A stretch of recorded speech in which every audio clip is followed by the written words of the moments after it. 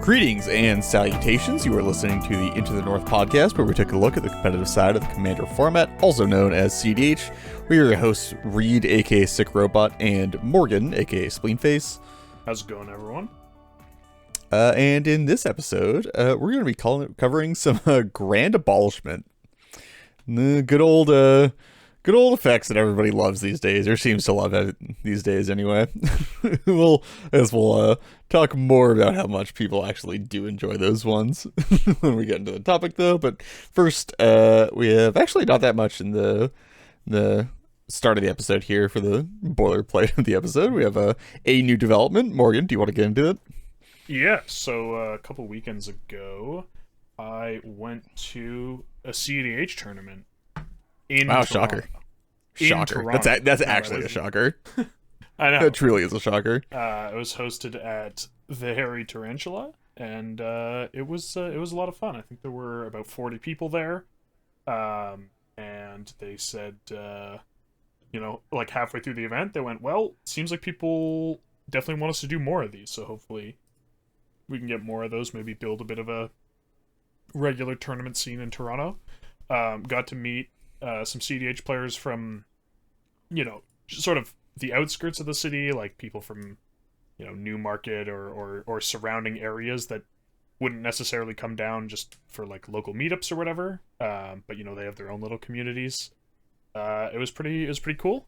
I did manage to come second overall, playing my Thrasios Timna nonsense and doing some weird stuff. Some nonsensing. Some absolute nonsensing. I think my favorite was turn 3, reanimate dockside, hardcast Rasiketh, win the game. That was a good one. But yeah, that'll do it.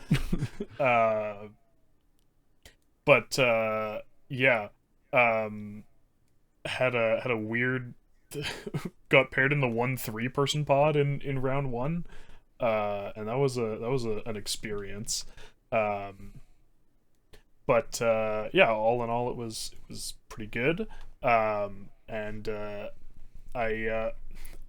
think the funniest CEDH game, I didn't get to see most of it, but the funniest CEDH game ever, I think, happened there. So the pod was Paco and Halden, Yuriko, Korvold, and Rogsai. And Rogsai won by swinging for lethal with Roguerack. So dumb. With the Conqueror's Flail equipped. Just nobody at that table was well equipped to handle a Rogsai, I don't think, and it didn't matter because they also apparently weren't well equipped to handle Rogsai attacking them. Truly. So that was a funny moment. I got paired against a couple of people I've played with a bunch of locals. So it's nice to see things come full circle, and play them in the tournament setting for once. Actually, exactly. Do some serious stuff. So all in all, it was a good time. Eventually, Joyra took it down in the finals after just an absolutely nuts start. That was land Jewel Lotus Joyra, 2 Moxen Arcane Signet Mana Vault, all with draw triggers. Yeah. Let's just dump all this mana and refill my hand completely. I did Gilded Drake the Joyra, but the follow-ups of One Ring and Rhystic Study eventually just buried us in card advantage. Yeah. Honestly, I'm just coming to the conclusion that trying to win as Rogsai is king-making. That's yeah, no, true. Yeah, you just draw out all the interaction from the rest of the table. It's great. But no, it was a good game. Lots of back and forth. And yeah, absolutely cool. So we will. By the way, we'll almost certainly be shouting out any future tournaments around the area in Toronto, or honestly, I think any big ones in the GTA that are going. I think we're gonna try to at least get one representative out to them. I think, because that's a pretty good idea. And obviously, we like to play CDH. We like to play CDH with people that are local to us and that we like hanging out with. So, absolutely. And none of those smelly foreigners. We only want No. Good. Maybe we don't have to bully the Americans anymore if we can just get a Canadian scene rolling for once in Toronto. True. Yeah. We should just train them up so they can also bully you. Exactly. Make the Canadian menace happen. All right. So, getting into the main topic for this episode, which is some grand abolishment, doing some grand abolishing. Abolishing grands. Just spending stacks. Anyway. I guess it makes the most sense at the start of this episode to sort of talk about like the impetus of why we're talking about grand abolishers like now, like why specifically now. We're like almost 100 episodes in, like 4 years, 5 years, I don't want to think about it. Well, a while into the podcast. Why are we just now talking about grand abolishers, or the grand abolisher effect rather? Well, it turns out it's because every deck that can get their grubby little hands on a creature that stops opponents from being able to interact with them is just going all in right now. And that's sort of been the case for, I'd say probably a bit over a year at this point, maybe 2 years? I guess 2. Around there. I feel like it started in 2023 or maybe the end of 2022. I don't think it's been like 2 full years. But it's sort of been spiraling out of control recently as turns out Wizards just like keeps printing that effect on new cards. And like cards that are like reasonably costed. Like we used to have this effect on like, we got like actual factual Grand Abolisher, and then you had like Dragon Lord Tremoka. And those are like your options. I mean, defense grid, obviously, and that kind of stuff. But like, you either had like your hyper efficient 2-drop that was sort of a design mistake, and they probably weren't going to revisit it because it never saw like any real amount of play in 60 card. And then you had your giant dragon that is like a dragon storm combo, like protection piece or whatever, like that kind of stuff. But very rarely saw play outside of like the standard format that it was in. So why now? I don't know. I actually honestly have no idea. I don't know what Wizards, what their prerogative is. I'm not even sure that I could speculate. Like, Morgan, do you have ideas? Because of why they keep printing? Of like why they keep printing like more of this effect? Because I don't. Yeah, it's not weird like, because I would not have expected the proliferation of these effects to coincide with WotC like explicitly pivoting to design more for Commander. Yeah, and like also they are just like, let's let it out on the table. They are feel bad effects, right? Like it's not fun. I mean, Teferi is like 3-mana Teferi is like obviously like the poster child for like unhealthy design space and like this kind of effect of just like, oh yeah, no, you just like, if you wanted to do anything interesting in instant speed, that's just not happening. No, cool. Okay, cool. Yeah, so you're locked down to sorcerer speed, and I got to do whatever I want, right? And like, I don't think anybody has really ever enjoyed playing against that card. And it's not even necessarily that fun to play with. You just sort of like have it, and suddenly your opponent can't do like half of the things they want to do in the game. And then it seems like they got all that feedback, and then like waited maybe, I don't know, like a year, probably even less than that in terms of like when like design to shelf. And then just sort of doubled down and just kept going. No, I just can't figure it out. Here's my theory. I think it was because of Teferi. Teferi was too good and miserable, and they knew that. And they took a challenge, and then they were just like, well, we have to show you that we could fix this. Teferi. Which, as we all know, the best designs come out of spite and trying to show your player base that, no, you were right all along, and actually we could do it right this time. Of course. Yeah. Yeah, but like, I don't know. I feel like I've seen that a few times where it's like they print a version of effect that's like too pushed. And then it's like, okay, well, let's print a less pushed version until like we're happy, like until we get it right, yeah, where it is, and that means we get a whole bunch of these. Yeah, like apparently, like Ranger Captain and Teferi came out at like basically the same time. right? Yeah, and like Ranger Captain is like a healthy version of that effect, right? I mean, obviously, like for CDH, it gets like weird because we're a weird, fucked up little format with like a lot of idiosyncrasies, I and think Ranger Captain gets I actually strange. think it would But be like, healthy in CDH if it maybe no. It'd be healthy in CDH if it cost 2 and it was a tap effect. That's my hot take. yeah, sure. Or like you can only activate it on your own turn or something like that. I don't know. Or like just you couldn't activate it. Yeah, the turn you just couldn't played activate. it. Yeah, like the turn you slam it. Yeah, absolutely. But yeah, I mean, like, it's like, yeah, but like Ranger Captain is healthy in 60 card. It sees like fringe play in modern. It's a cube card sometimes. It's like, I think it's a very reasonable like place in terms of power level to have that effect. Yeah, I guess all I can say is I hope they like stop just like shoving them into every other set, because I get like printing some protection stuff. I think like probably the decent versions of this effect are things like Allosaur Shepherd and Destiny Spinner and stuff like that, where it's like, okay, no, you just can't interact with like this specific thing that I'm doing.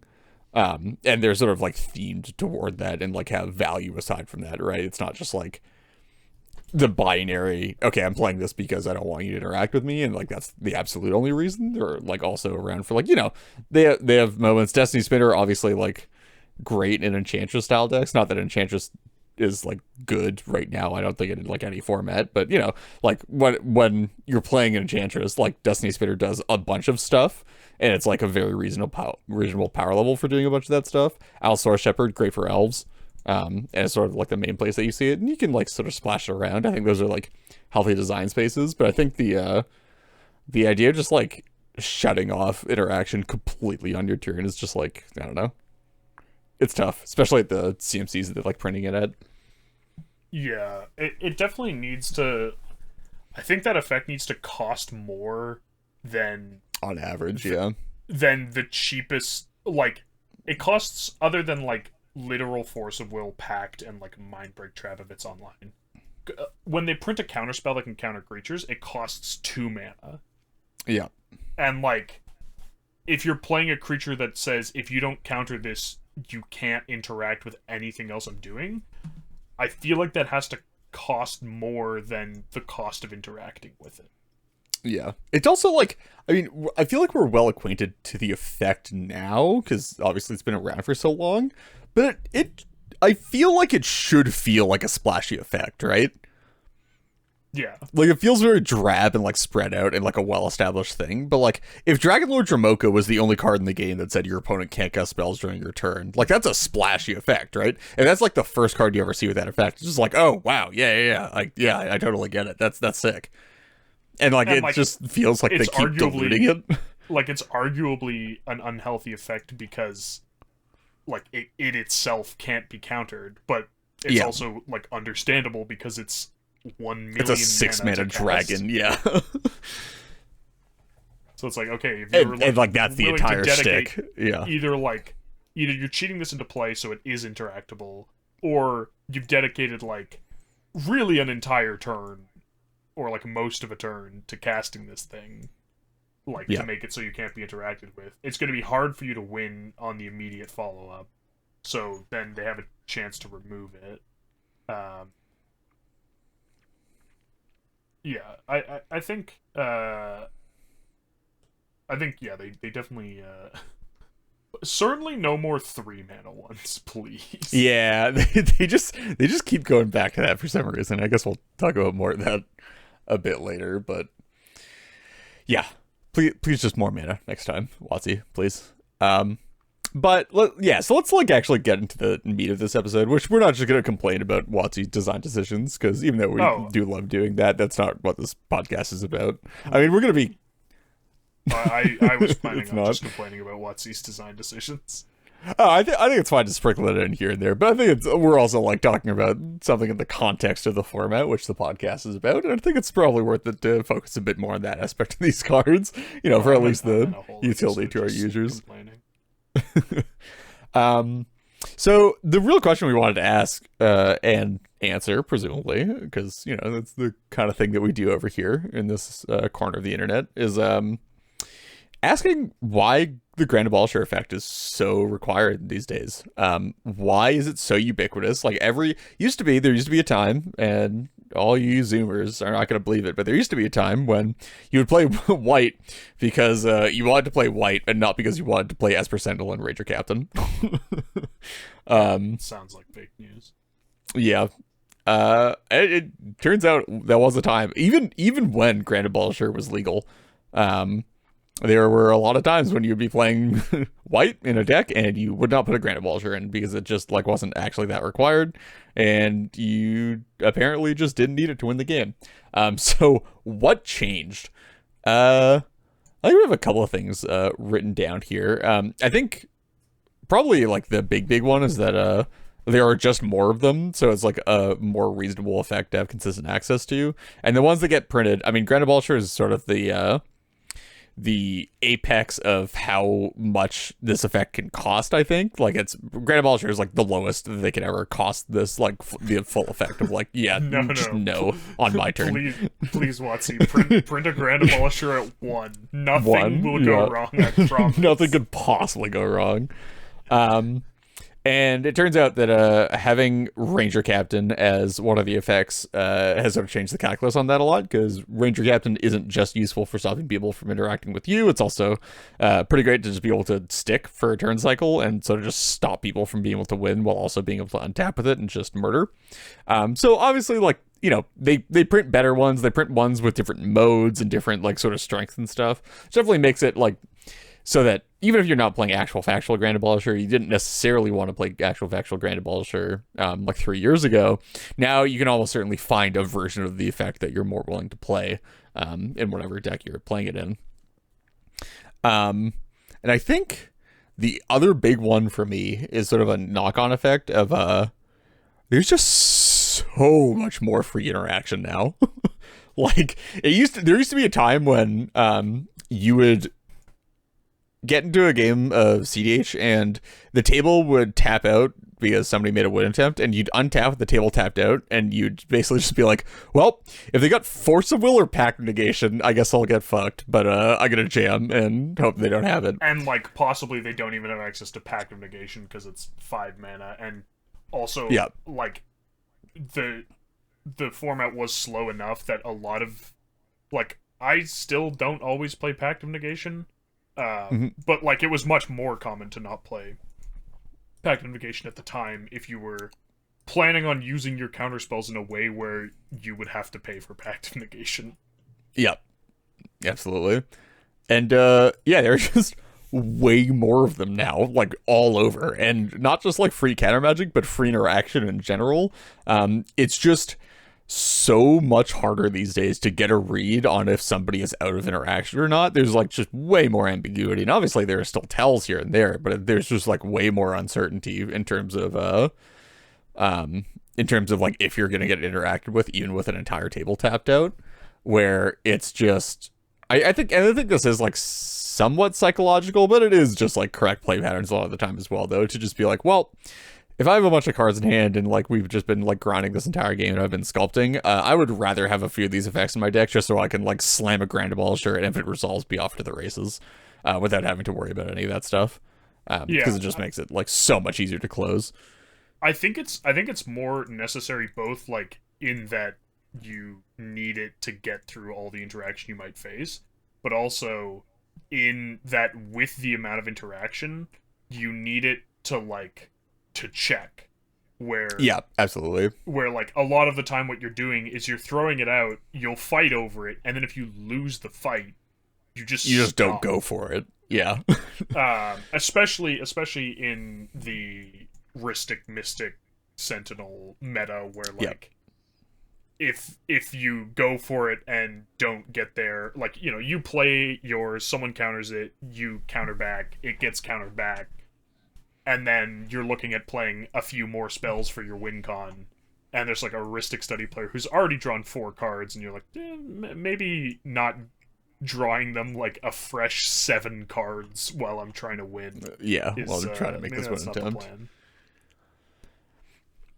It's also, yeah, like just having the ability as well to force through like a creature ahead of usually what tends to end up being a spell-based combo is also a big one as well. It turns out that there's also and also like a creature that are, I guess not all of them are creatures, but sort of like the big defining characteristic of a lot of the Grand Abolisher effects is that like they are staple to creatures. They're on legs. Which makes them harder to counter, and it means that once they resolve, removal also gets turned off. So the idea is that even if there is a bunch of free counter magic sitting around, you might not even be testing it. You might just be like bypassing a bunch of the stuff, or just like, completely locking out a bunch of the interaction that would get you, but now you have a Grand Abolisher in play and it can't get used anymore. So like just tons of stuff like Rollick, dodge fierce, right? Dodge force negation. Force negation. That's and like dodge, and SWAT like, swords, one mana like interaction apart from Stern Scolding and Spell Snare, both of which are pretty fringe. Creatures. So like get creatures. You can look at a table, even if two people have a blue mana open, they could be representing like 6 counter spells for an instant and like 2 for like maybe, or like there's like each person with a blue mana open could have like one of 8 cards to interact with like an instant or sorcery, and could have, depending on if pact's available to them, one of 2 cards to interact with a creature. And potentially like an MBT if you've been doing some fuckery earlier in the turn to like get to the Grand Abolisher or whatever. But it just narrows the, like, you sort of introduce this what do you call it? Like you introduce like a choke point on interaction, like immediately, and sort of like check, and like it's a, again, pretty narrow range of things that actually get you off of it. And then once it resolves, you're basically home free. Obviously, things like Beseiju and Odawara help a lot with this stuff. Not anymore Fair Macabre, unfortunately, back in my day. Used to be that you get blown up for honestly, Fair Macabre for going for it. It kind of I have considered Fair Macabre many a time in the last like 2 or so years, and not good decks, but in some decks that might want it. But yeah, like I would actually be a lot happier. I guess who even plays it anymore? I don't know. I was gonna like name drop a group of people, but I'm not even sure there's a singular group of people that plays the Sky Turtle. But anyway, they'll talk about Sky Turtle as well, and I guess Touch Spirit Realm. If I don't want them to print more Grand Abolishers, but if the printing of more Grand Abolisher comes along with more like channel or like that kind of like not casting a spell interaction, I'm like sort of down, although it just like, I think it would have been a lot healthier of a place if we just like never had to print those in the first place and there was only like one of these effects floating around. But yeah, so there's also in terms of why Grand Abolisher is still required, we'll close out the rest of this topic. There also is just like more stuff in hand when people are trying to kill these days. There used to be a time when, again, back in my day, there weren't that many draw engines that were like that efficient. You had Ristic Study, obviously, but it was getting like paid for more. Fish was obviously still a thing, and a lot of the time, in order to get like a lot of cards rolling, you had to like really like put in a bit of work, or like have like explicit synergies with your commanders, or like put a couple of cards together and stuff. Turns out these days, people are just like drawing a lot more cards in general, and just like have way more cards in hand on the average win attempt. Which means that it's also just way more required to like lock people out of interaction before going for it, because like honestly, like the everybody tapped out, no cards in hand, like windows sort of just like don't exist that much anymore, or if they do, it's like way late in the game when like the game, like the rest of the table has been ground down to nothing, because like you're playing like the grindy deck and you got everybody, like you got a good start or like a good position and like just ground everybody out. Like it doesn't really happen that often, where like anymore at least, where people just sort of naturally run out of cards and then you could just sort of slip a win through. Yeah, I feel like that only happens when you have something that either stops them from drawing or like maybe if you are aggressive about removing value engines, and then you have like usually Draneth to keep them off of commanders. Yeah.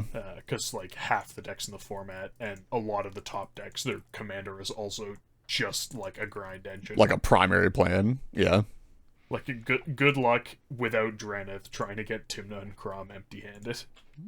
Yeah, exactly. Or like even for a lot of them, like you can get them empty-handed, but you're not going to get them off of like additional like just pieces. Like Kidden's spin. Like Kidden's going to have like 2 spins on board even with an empty-handed. Like who knows what's coming out of their hand or like out of the deck. Oh, I when do. you like try to make something happen. It's always Sea Sphinx. It's always Sea Sphinx. Actually, or like sometimes like it's Nyxbloom Ancient, but I usually don't see Nyxbloom Ancient. I see Sea Sphinx and I see Void Winnower. Yeah, are the 2 that I always get got by. And then yeah, like Sisay and the commands, that kind of stuff, obviously. But yeah, it's just like games are more high resource states than ever, and you need to find these sort of like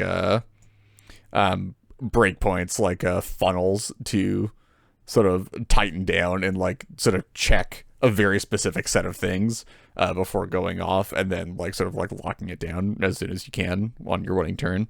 Because it's never been more painful to have to like fight a giant stack war on a winning turn than it is right now. I love fighting giant stack wars through an average of 3 draw engines. Yeah. I mean, it's great when you have like a Smothering Tithe in play or something, but even then it gets sketchy. Like, I like getting treasures when my opponents draw cards. I'm still not happy when I make 10 treasures because my opponent drew 10 cards through the course of the war. Yeah. And then actually, you want to cover this last one because you're using a bunch of this right now in your current deck. I guess I am too, but it's like it's a different case. Sorry, okay. Yeah, sorry. And the last piece is the ambiguity on 2 board tutors. Like this is particularly a green thing, where you can just sort of go for, I don't know, like a Neoform on 2 or Finale of Devastation, something like that. Chord, Eldritch Evolution, one of those. And people will often, like, if they think you're going for Thoracle, it's like, well, I'll just let you get the Thoracle and then counter Tainted Pact or Demonic Consultation.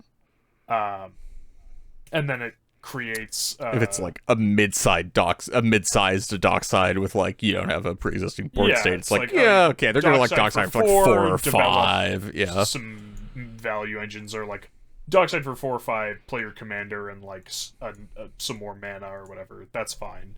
And then you just go like, cool, it's a Grand Abolisher and you're dead. And that's a pretty powerful play pattern.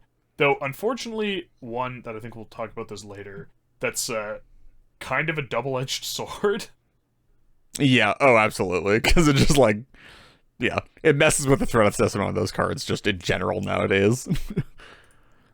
Yeah, so it's something that kind of needs to be managed a little bit. Yeah. Yeah, so I mean, we were going to talk a bit about the like plethora of new Grand Abolisher effects as well, and we've been talking about it sort of all episodes so far. But I think the big thing is also that like the ones they're printing now are just like way better than the ones that have been printed before. With the obvious like exception of literal Grand Abolisher.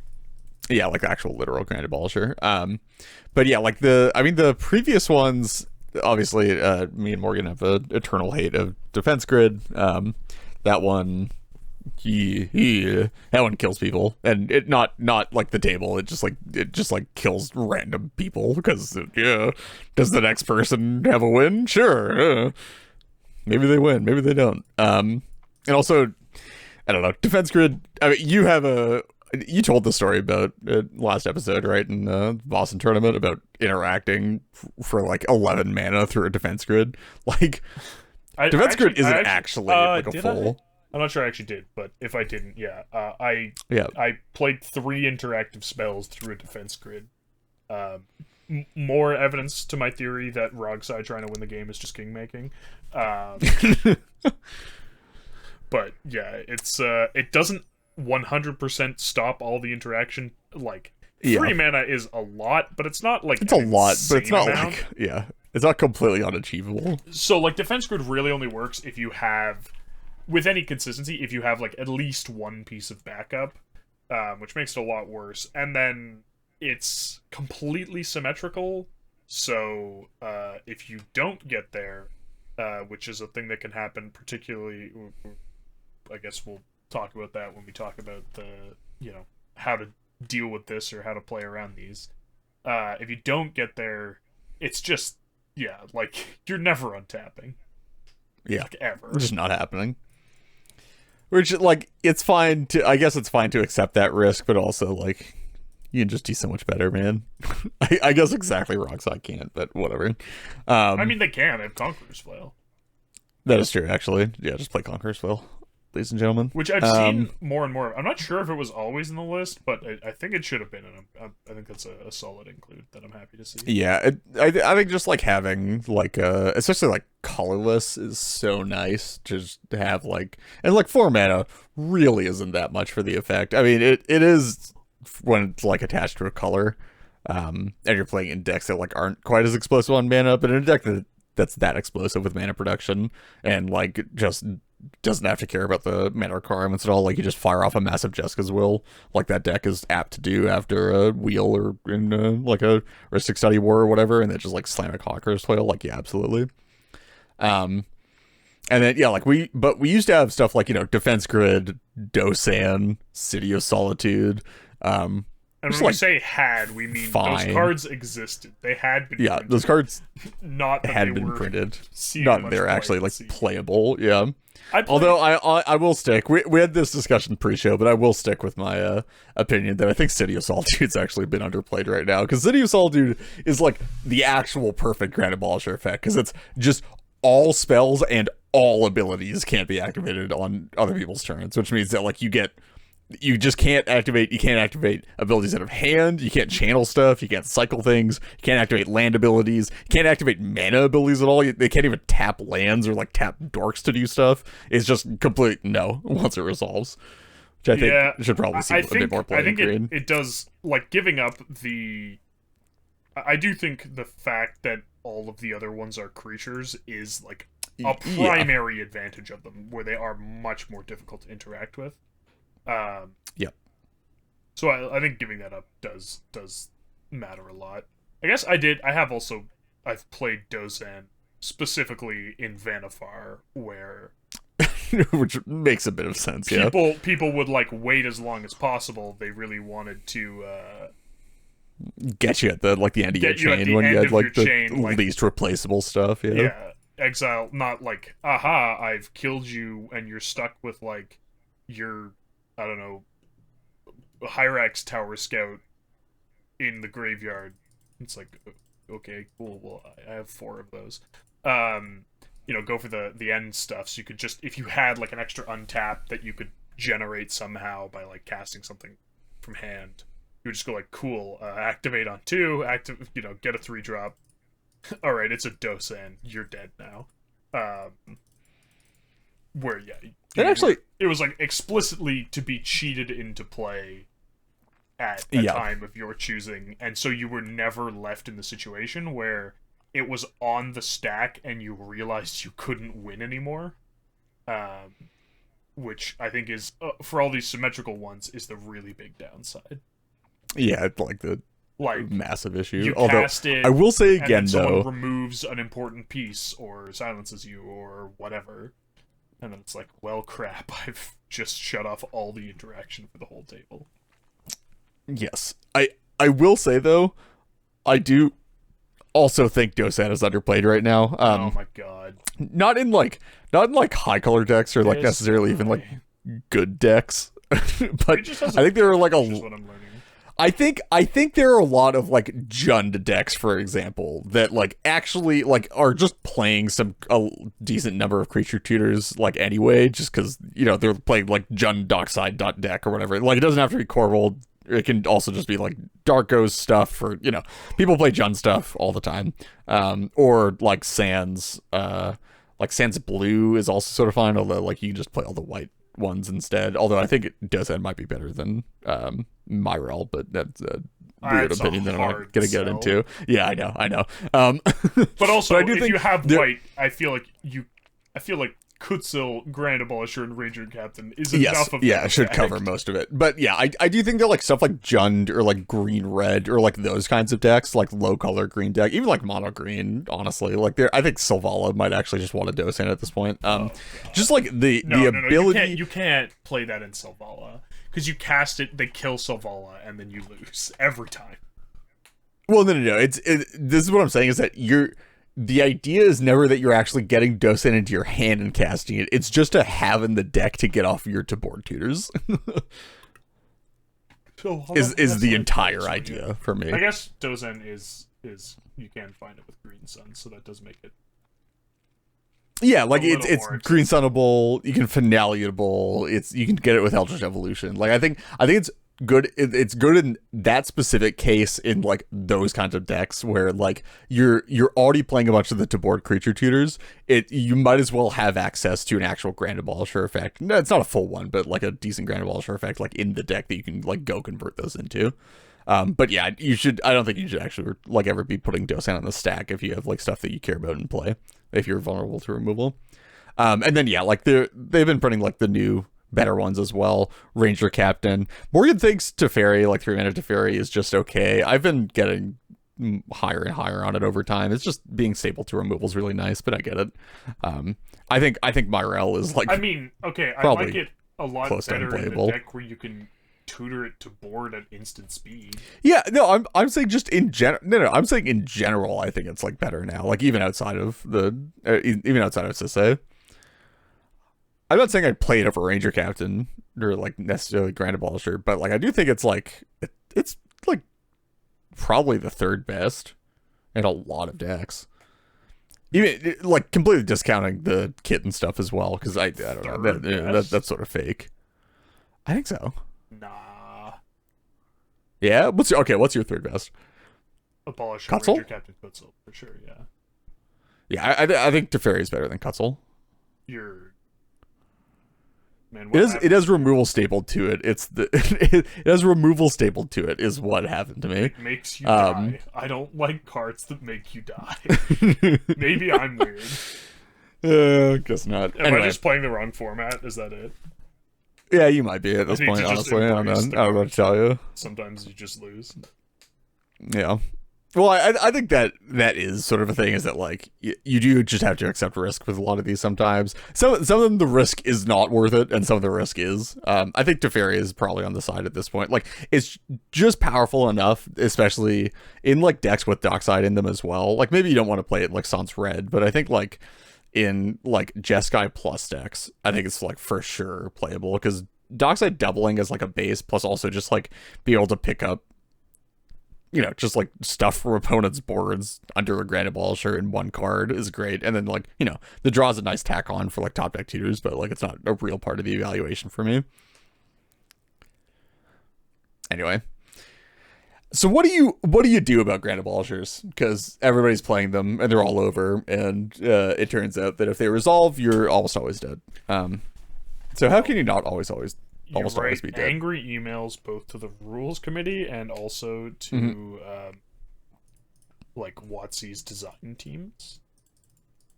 Yeah, and get it banned and stop them from printing any more of them. Exactly. Yeah. But in the absence of that, because as we all know, WotC and the rules committee both do not care about us in the slightest, except to extract our money. What do you do? Well, maybe you have to hold open some mana and play interaction that counters creatures. That's one thing you can do.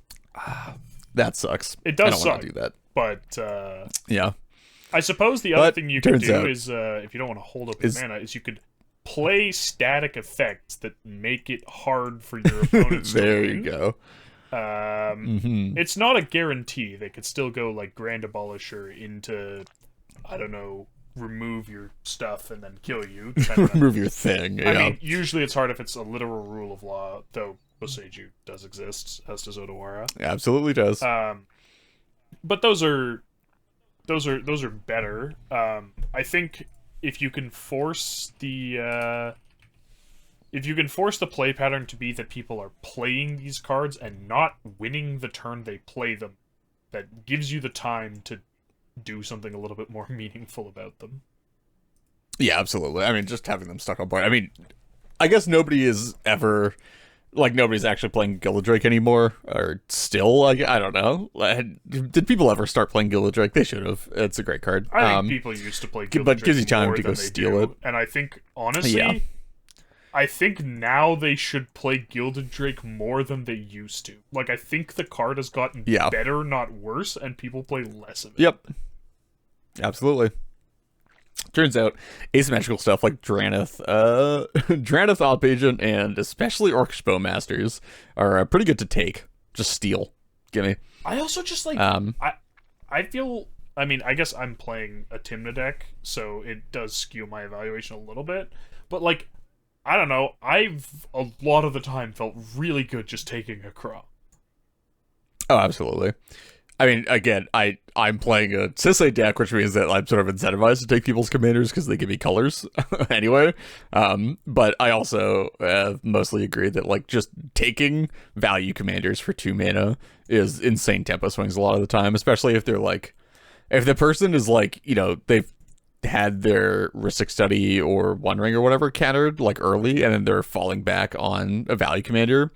And then you can just Drake the value commander and basically completely shut them out of the game, and also like have a, you know, 2 mana value engine rolling. It's just great. And yet. So yeah, I mean, so we did touch on some of the things that like the opponents might be able to bypass rule of law with, but turns out those are also pretty good at stopping wins with Grand Abolishers in play. So stuff like, Odawara, Boseiju, Touch the Spirit Realm, Sky Turtle, It only bounces creatures too, right? Like, it's not even... I believe that's correct, yeah. But it's so versatile. It's a big threat, or it's a you can return a creature or 3 mana regrowth. I guess uncounterable regrowth and instant speed. It's not a good card. Like, it's not a card I'm rushing to play my high color decks, but like, I guess it's nice to staple onto your channel. Yeah. Like, if there was just 3 mana uncounterable instant speed regrowth, I think that card would be played. Yep. And yet people are playing this in not mono green. Yeva players screaming that Eternal Witness is already that card. But yeah, you just like play stuff that doesn't actually require you to cast spells to interact, which is pretty neat. There are a couple of ones where it's like for stuff like Ranger Captain specifically, Endurances and All-Star, turns out when you can't cast non-creature spells, you should just be casting creature spells instead. So, stuff like that. Op Agent's still great versus Ranger Captain, and I think Ranger Captain's probably still the most likely one of these class that you're going to see on average. So those are like never bad to have around.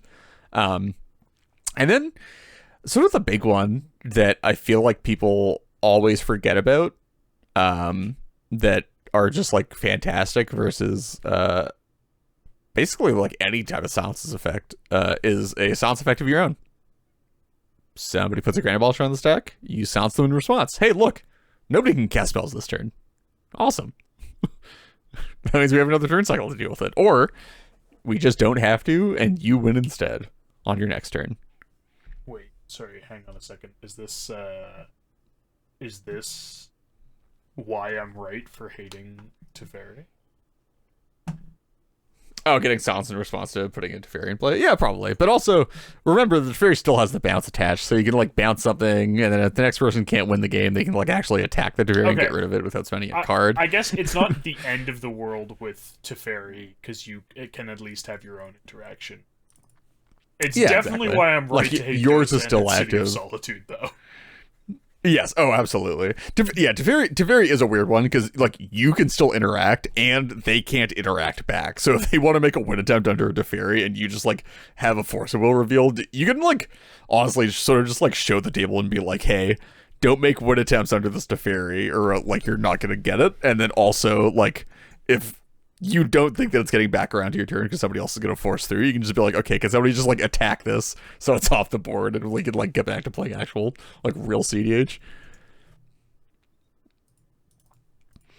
But yeah, it turns out sound effects pretty good in general. The only thing that stops even a bad guy with a silence is a good guy with a silence. Credit to TurtlePod. Great tweet. His original was Ristic Study, right? Was Ristic Study, yes, absolutely, yeah. I don't even remember. What's the most recent silence that got printed? Literal, I feel like we got a decent one. Well, there's the one that's like it counters a non-creature spell and then they can't cast non-creature spells. I think the most recent true silence is oh god, it's the red creature, and then Revel in Silence is the like it's the AFC. Yes, yes, and then absolutely. There was Calamity's Wake, whatever the like exile graveyards can't cast non-creature spells one. Oh yeah. The actual. The thing is that one sucks because is it? It's not, it is Calamity's Wake. Yeah. It's not good for like versus creature combos. Yeah, and it's not good for your own win attempts unless you have a creature only. Unless you have a creature combo, because it's all players can't cast non-creatures this turn. Yes. But it is interesting. It sure is. Honestly, I feel like the problem I have with it is that like people were like, yeah, but it has the Grave Hate effect. I'm like, well, that's true, but like any combo, like other than stopping literal Reanimator, which like why would you want to do that if he's even playing Reanimator? Am I right? just stop not playing exist, Reanimation 8 in your decks. Other than literally that, like you exile their graveyard for Breach. Like, yeah, well, if you silence them in response to Breach, you've already dealt with it. Sort of already won. You don't really need to also exile their graveyard. I guess it's nice, like they can't Severick it back or whatever for later, but like mostly you've already dealt with it. Yeah. And then I mean we talked a bit about creature counter spells already. I don't think it's unreasonable. I think what's it called? I think Stern Scolding is like probably in a pretty decent place right now. I don't think Spell Snare has ever been this good, but I'm also still not necessarily convinced that it's like that playable. Certainly workable to an extent. I think there's I think the funny hidden mode on Spell Snare that's actually really good is that it turns out in a Kinnan metagame, countering a Kinnan for 1 mana is like actually just like incredibly efficient and is actually really good, because if you can stop Kinnan from hitting the board the first time and then they have to cast her for 4 mana, it turns out that's actually a lot harder for Kinnan than like casting a Kinnan, dumping their hand, and then getting it killed. Yeah, they go like cast Kinnan, play like Springleaf Drum, play a 2 mana rock, whatever, and then you're like, cool, well they have 5 mana without Kinnan, why would I kill Kinnan? But yeah, if you can stop that initial thing, it's the initial good. Burst, makes it a lot harder. And then I don't. Are there even any other? I mean, Lyndon, if he was on this episode, would be shouting Arcane Denial at us, but that's 2 mana. That's literally 1 billion mana. Yep. Exactly. Dude, I got on this train early. When's the last time you saw me willingly put a 2 mana counter spell in my decks? You had Mana Drain and Yorion for a while. I don't know if it's still in there. Okay, real decks. That deck doesn't count because its average CMC is like 4. And you just like the Mana Drain is as much a ritual as it is interaction.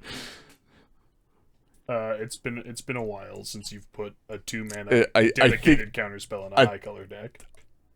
I think it was probably Dovin's Veto and Flash Hulk, and that was very short lived. Man, remember, dude. I feel like the real thing that the Zoomers are not gonna believe is, hey, remember when Negate was a staple? Yeah. It was a good time. Yeah. Unfortunately, I do. Negate's fine. I Negate's fine. I was so happy when Negate got power crept out of the format because I hated playing that card. It was like it's fine. It does the job, but it is I never felt good casting that one. Especially when people just like slammed their like big commanders that nobody should have been playing at the time. Dude, can't counter Sylval's win attempts. Not good. I mean, anyway. You often could with a negate. You could get like their big draw spell, yeah, but it wasn't always like quite enough. Yeah. So yeah, I mean, there's some stuff to be done about them, and I think there's definitely some adapting that can be done, to sort of move those. You can also the other thing that you can do is hold on, let's not get ahead of ourselves. You think people can just like change their cards decks, and change how they play?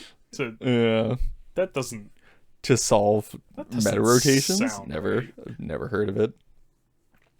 And then yeah, I mean, obviously like. Stuff like just like asymmetrical stacks is always great because it turns out Grand Abolisher is the one thing they aren't is removal except for Teferi. So making them both have an Abolisher and have removal is pretty good too. Basically play more Grafdigger's Cage right now.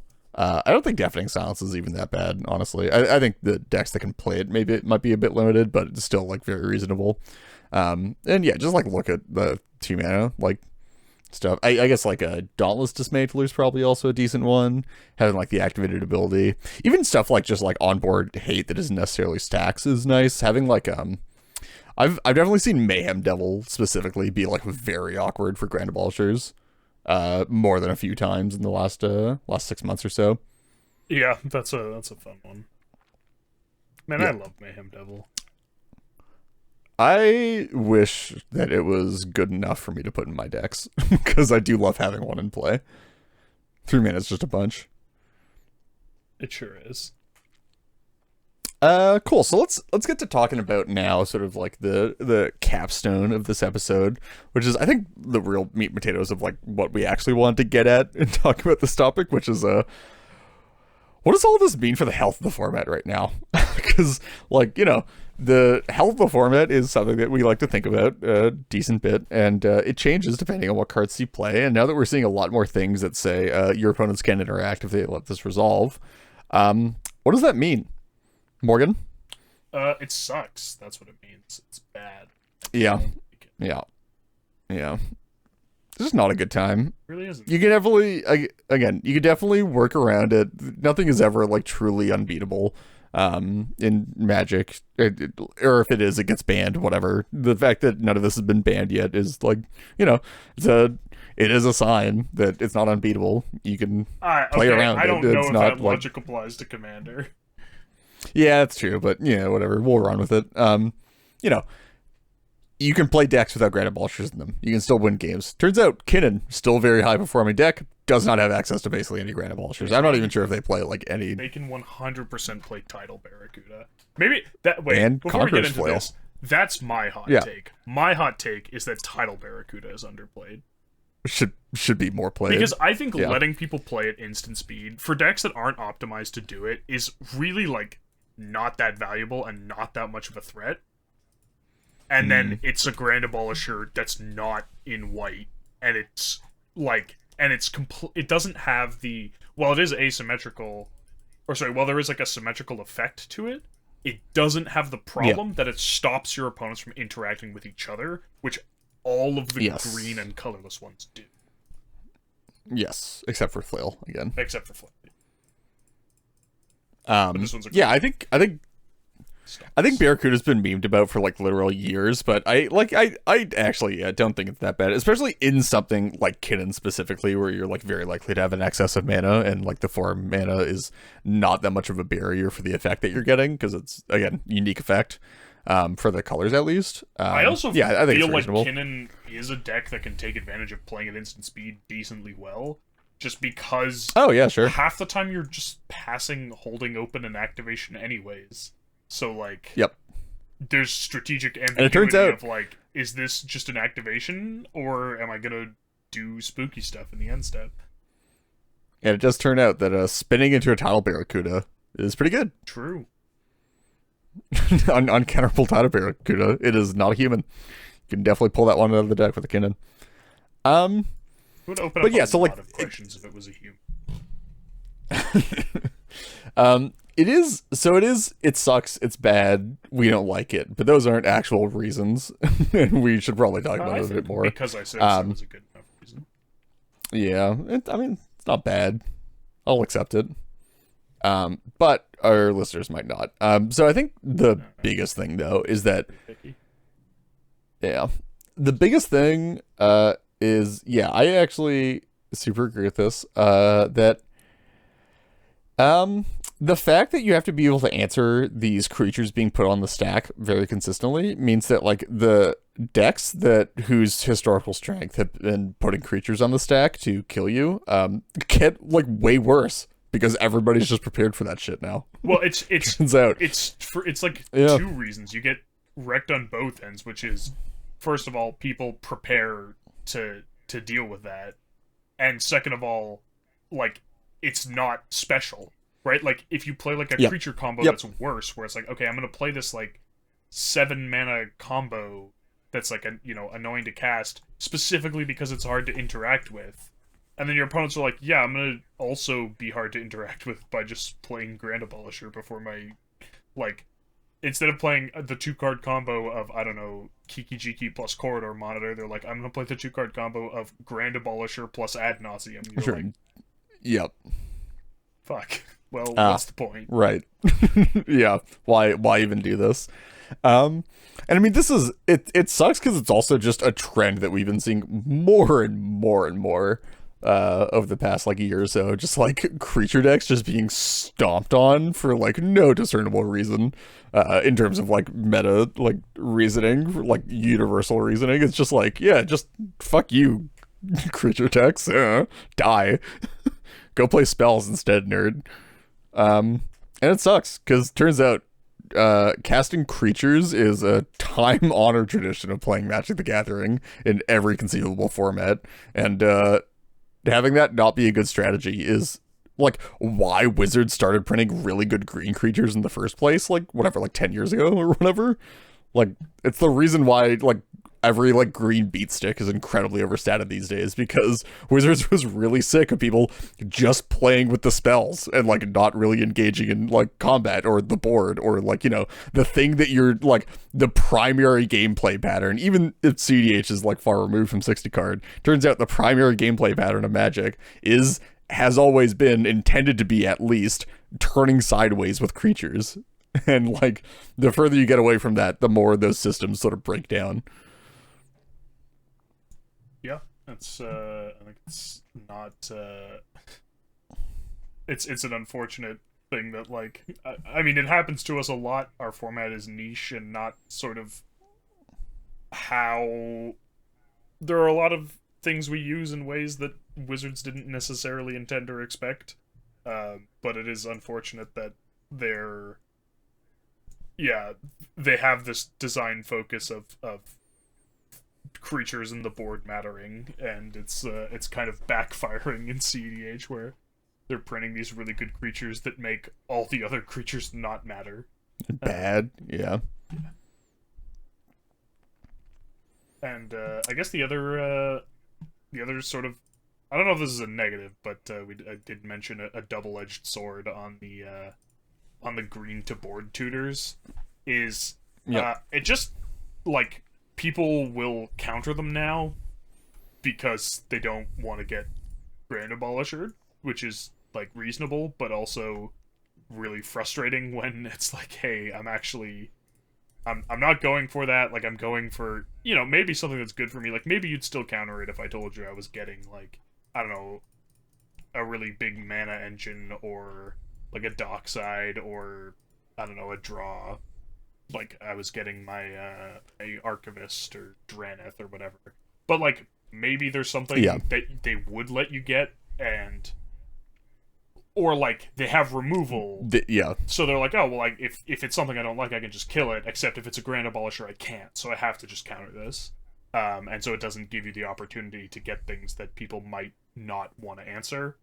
Or it just turns into like a whole political thing of like, all right, do you want to tell me what your intentions are with this? And then like everyone's playing all cagey because you don't want to say.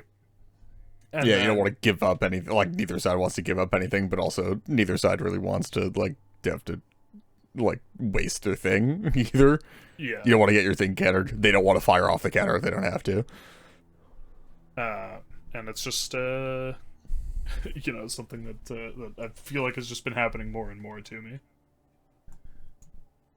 Yeah, for sure. It's just like it's not even necessarily that they're getting worse because of that. It's just there's just like more overhead attached to having those in your deck now. You just have to be like more politically aware or like preemptive on a lot of those fronts. Just yeah, again, just not fun. And then yeah, I think the big one that I had as well is sort of like a tie into the previous like how to beat section that we had in terms of like you're if you're beating these by including stuff, again, like Stern Scolding in your deck, like actual factual, like Mana Drain, or like things that can actually counter creatures. I feel like there's some creature counter magic that we're forgetting about that people are playing right now, but, you know, like that kind of stuff. If you're throwing those in your deck, I mean, slots aren't free. Hopefully we all know this. You can only have 100 cards in your deck, so you got to make room somewhere to put a Stern Scolding in your deck, or, you know, a Spell Snare in your deck, that kind of stuff. Spell Snare is sort of less egregious on this front, but turns out if you end up cutting something like a Dispel or an Offer You Can't Refuse or a Swan Song or something for something like a Stern Scolding, you're just going to got more of the time by like a turn 1 or 2 heuristic study, because the thing that you're playing to deal with all these Grand Abolishers that people are trying to stick on later turns, so you don't just immediately die on those turns, can't also handle all of the stuff that's happening on early turns, which typically tend to be things like heuristic studies and One Rings and Mystic Remoras, and I guess it technically handles Esper Sentinel, but, you know, all that kind of stuff, or even just like early, like, you know, turn 1 Nas attempts. So it turns out that, like, because these are seeing so much more play, in order to play the answers to them effectively, you sort of have to strip down some of your interaction package that reduces the variance of like games ending on turn 1 and turn 2, which is also just not great. I don't know. Maybe that's just me opinion, but I feel like that's not a good thing in the long term, at least. Removing things that stop games from ending super early, yeah, I mean, I'm inclined to agree. Yeah. Anyway, I think that's about all we had for our main topic here. Sort of end on sort of a weird, depressing note, but yeah, I think it's I think it's not great for the health of the game. Although, yeah, I'd say we should probably go on with a sort of a wrap up here for it, which is if you're in white, you should probably be playing more Grand Abolishers than you think you need right now. I think 3 is a very reasonable number. Grand Abolisher, Ranger Captain, Cutzel, and any decks that can play those. I think if you're not in green or instead are in blue, I think Teferi is a very reasonable choice. Morgan might disagree. And I think like consider those kinds of effects even if you aren't in the primary colors for those, and like sort of test them and see what goes on, because I think they can add an extra, especially if you have some tutors and if the thing that you're adding sort of matches the types that your colors can tutor for. I think it's like very reasonable to it's a pretty powerful thing to have access to at least one of those effects in your deck. And on the other side, play more interaction for those things, please, so you don't just die to them, because people are just dying to them all over right now, and I would like to have that not happen, because it turns out having more interactive games is a lot more fun in general. Wow. So yeah, do that. I mean, maybe that's the hottest take of the whole episode. That's the hot take. Interactive games are fun. Yeah, I guess so. I gotta stand by that one, though. You can't get me off of that take. If you're playing why would you play CDH other than to just dump your hand on the table on turn 2 and ask the table if they have it? What could be more PvP played? I can't imagine anything. Cool. So we are unfortunately not going to have everybody's favorite topic or subtopic this episode. No gut check because it's only 2 people. But we do have a listener question. And full transparency, we are recording this on April 1st. Sort of wish that we had recorded this like a week before now, but yeah. To release on April 1st? Yeah, to be able to release something on April 1st and have a funny episode, but we're a bit disorganized these days, so we're going to get the episodes in when we can. But Morgan, would you like to read out our listener question for this I episode? would love to read out our listener question for this episode. It comes from Voidhammer, and they asked, "What needs to be printed for turbo decks to become dominant in the meta again?" And like, I feel like my first question is, why would you want that? Well, my first question is, were turbo decks ever dominant in the meta? And then my second question is, why would you want that? We are going to, we've been running under the assumption that this is an April Fool's question, and we're going to take it as such, but we'll give some reasonable answers, I guess. Yeah, I don't know. I think probably the answer is that, like, they just print, like, more fast mana. Just make things happen on a tighter timeline. I don't know. I think more fast mana or protection, like cheap protection spells that are much better at protecting your stuff than they are at interfering with interacting stuff. Like, yeah, I don't know, absolutely. like a silence with storm, please no, but oh yeah, baby, like something like that where like it's easier to get through. Like, we've just spent this whole episode talking about all the like free interaction that people have, so it's something that's easy to get through that. I guess the other thing is not so much printing, but sort of slowly, if you shift the meta towards like value engines, particularly creature-based ones, then, as we were just saying, people's interaction packages do start to slow down and get a little heavier, and that does create more of a window. Like, if people start cutting dispels for, I don't know, mana drain or things like that, it gets a little bit easier to try and Nas on turn 2. But I think we need to see a lot of that. They've printed a lot, and they have to be exactly creatures, because if they're enchantments, then people will still be playing swan songs and offers you can't refuse. Offers, yeah. And I think as long as, like, I think you'd have to get to the point where swan song isn't an auto include to be at the point where there's to get, where there's like a low enough amount of early interaction that these sorts of that like turbo decks have a good chance to succeed. And I think we're pretty far from that right now. I would agree. I think probably my take on it is that my heuristic would just be that it has to be so much more beneficial, or the EV has to be so much higher for you to be doing just proactive things that completely ignore the rest of the table, than it is to do like anything that even comes remotely close to interacting or like doing things that like care about other people and what they're doing. That would probably just like single-handedly, or like that's sort of the direction that makes turbo better, because if it's just way more consistent for you to be just trying to jam out like wins on turn 1, and like not even like value engines on turn 1 in order to like maybe get to an early win, or just like have like monopoly on interaction at the table. If it's just like no, we're not even going for value engines, we're like just going for things that like win me the game the next turn, without like banking interaction, that's sort of like the range where turbo becomes really good, right?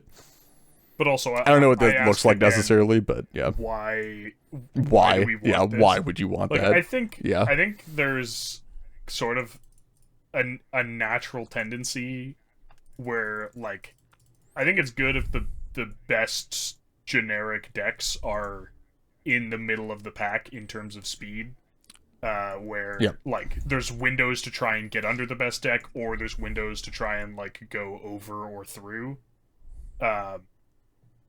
But I think if you have one extreme or the other being the best deck, then it's I think it sort of closes off. Like, I think if hard control was the best deck, like, playing mid-range would just be miserable. And like, if turbo was the best deck, like there's sort of a rock paper scissors there, or not a rock paper scissors, it's like a line thing where it's a pendulum kind of. you want to be like one space away from the optimal and like tech to prey on the optimal strategy to like find a niche. But if you're 2 spaces away, you might as well just be 1 space away. Yeah. Or like whatever. Yeah. 0, 1 below, whatever. Whatever makes sense in our listeners' minds. Cool. Very serious answer to what I assume was a not serious question, but we'll get it in there anyway. So thanks to Voidhammer for that one. Answering the question. Yes, correct. We have a brand. Gotta uphold it. Cool. Well, that about wraps it up for this episode. If y'all would like to reach out to us with any questions, comments, or concerns, you can contact us on Twitter at Into the North Pod, via our email at intothenorthpodcast@gmail.com, or on our Discord server, the invite link for which can be found in the description for this episode. Extra special thanks goes to all of our patrons who help cover the expenses for our show and allow us to work toward improving the quality of the podcast. If you too would like to become a patron, we have patreon.com/intothenorthpodcast. Thank you as always to the band Fox Cadre for our lovely podcast music, and to Nate Slover for our equally lovely podcast logo. Next episode will be out in 2 weeks. Until then, see ya.